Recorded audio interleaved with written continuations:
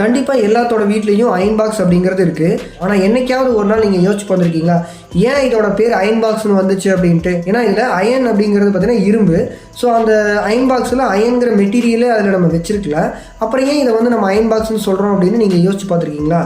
So இந்த வீடியோவில் அதை பற்றி பார்த்தரலாம். அயன் பாக்ஸை உருவாக்குற போது பார்த்தீங்கன்னா ஸ்டீமை யூஸ் பண்ணி தான் இந்த அயனிங் ப்ராசஸ் வந்து பண்ணாங்க. அதாவது அந்த சுருக்கெல்லாம் எடுத்து விட்டாங்க. ஆனால் இப்போ நவீனமாக நம்ம யூஸ் பண்ணக்கூடிய அந்த அயன் பாக்ஸ்லாம் பார்த்தீங்கன்னா அயன் அப்படிங்கிற மெட்டீரியல் அந்த இடத்துல பயன்படுத்துறது இல்லை. அங்கே என்ன மெட்டீரியல் யூஸ் பண்ணுறாங்க அப்படின்னு கேட்டிங்கன்னா அது ஒரு அலாய் நிக்ரோம் அப்படிங்கிற ஒரு உலோக கலவையை பயன்படுத்தி தான் இப்போ மாடர்னாக இருக்கக்கூடிய அந்த அயன் பாக்ஸ் எல்லாம் மேனுஃபேக்சரிங் பண்ணுறாங்க.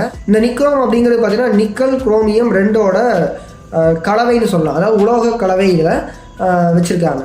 ஸோ இந்த நிக்ரோம் அப்படிங்கிற மெட்டீரியலை ஏன் எடுத்துக்கிட்டாங்க அப்படின்னு கேட்டிங்கன்னா அது வந்து அதிகமான மின்தடை இருக்கக்கூடிய மெட்டீரியல். மின்தடை அப்படின்னா நம்ம கொடுக்கக்கூடிய கரண்ட்டை அது தடுத்துரும், போகவே விடாது, உள்ளே பாஸ் பண்ணவே விடாது.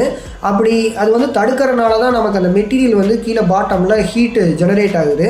அந்த ஹீட்டை யூஸ் பண்ணி தான் நம்ம அந்த சுருக்கெல்லாம் எடுத்து விடுறோம். ஸோ இந்த மாதிரி இப்போ நவீனமாக யூஸ் பண்ணக்கூடிய அந்த அயன் பாக்ஸில் பார்த்தீங்கன்னா அயன் அப்படிங்கிற மெட்டீரியலே கிடையாது. ஆரம்ப காலத்தில் அயன் பாக்ஸ் மேனுஃபேக்சரிங் பண்ணும்போது அந்த இடத்துல ஸ்டீல் வந்து பயன்படுத்தினாங்க.